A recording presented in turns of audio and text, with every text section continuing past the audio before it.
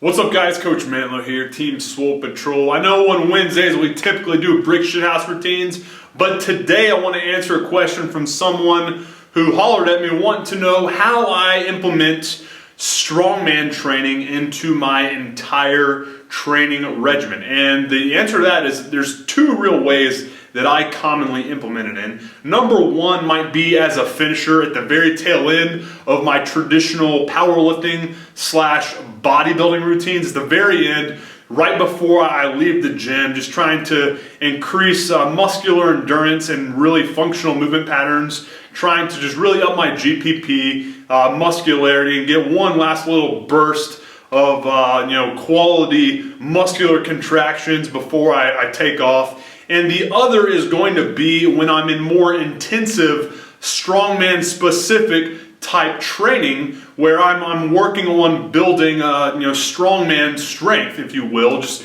trying to compete.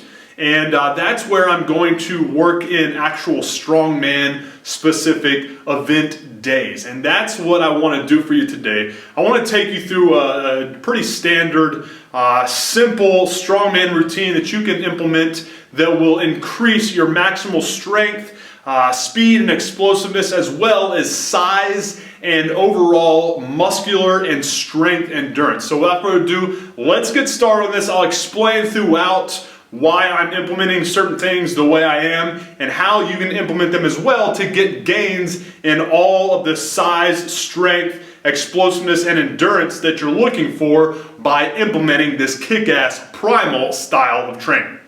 All right, the first thing we're going to do on any given strongman day is going to be something to really open up our hips. And that's why I absolutely love doing kettlebell swings. If I'm not doing kettlebell swings, I might be doing some behind the back med ball throws, just something, like I said, to open up the hips, because extension of the hips is so very important in strongman. All right, it's going to be involved in tire flipping, stone loading, deadlifts, and overhead work. And speaking of overhead work, on every strongman day, I'm typically going to do some type of overhead movement, and that's going to be something that requires you to have good activation of your core as well as your upper back. And that's why I kind of, right after doing that hip extension work with the kettlebell swings, I'll do some type of, just kind of a priming exercise to really activate a lot of the muscle fibers in my upper back as well as my core, just to really put myself in a better position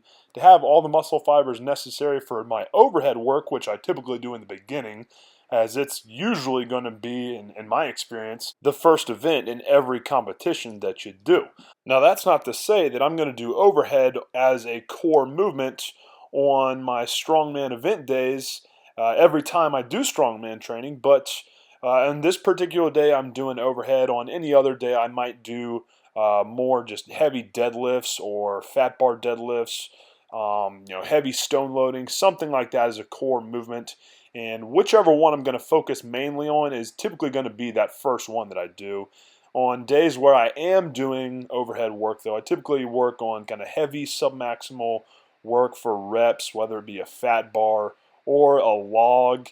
And usually on days I do either one of those, I'm going to finish it up with one set of real light work and take that to close to failure, and then kind of hold the bar overhead, just working on that static strength. That's holding it overhead like that is going to really light up your upper back and your shoulders, as well as increase your core strength and just get you used to being able to handle heavier loads overhead in a locked out position. It's one of my weaknesses and definitely something I have to work on. And typically after that, that's when I kind of introduce more of the strength and muscular endurance based work that you do in medleys. All right, every strongman is going to have some type of medley for the most part.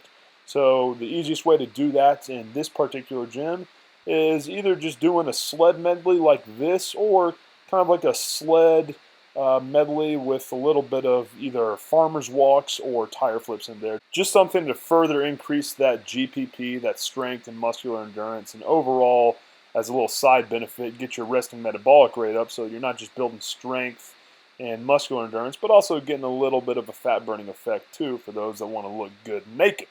And to finish up, I always like doing some accessory work, just something to really increase core strength and back strength. You know, in strongman, you're always going to have to increase strength surrounding your spine because of all the work you're doing that is relative to the necessity for that, as well as your upper back. I talked about hip extension already, but I'm typically going to do more of the hip extension stuff in the beginning and leave the fine-tuning accessory work like this at the end. Hey guys, if you enjoyed that video and want more of the same, be sure to hit the like button and subscribe to the channel. And if you have any Ask MANdler questions that you want me to tackle via video, be sure to leave those questions down below in the comments section. And if you're trying to figure out a better, more efficient way to build more size, strength, speed, explosiveness, and match that up with dominating levels of conditioning, then be sure to pick up your free copy of the Muscle Building Blueprint by simply clicking on that button there. When you do, I'll take you to the next page, which breaks down every free module you're going to be getting with this gift, as well as what you need to do in order to allow me to email it directly to your inbox without you investing even a single penny. Like I said, completely free of charge. You have nothing to lose here. Just click on that button. I'll take you to the next page, which breaks it all down for you. Appreciate your time, guys. Have a good one. MANdler out.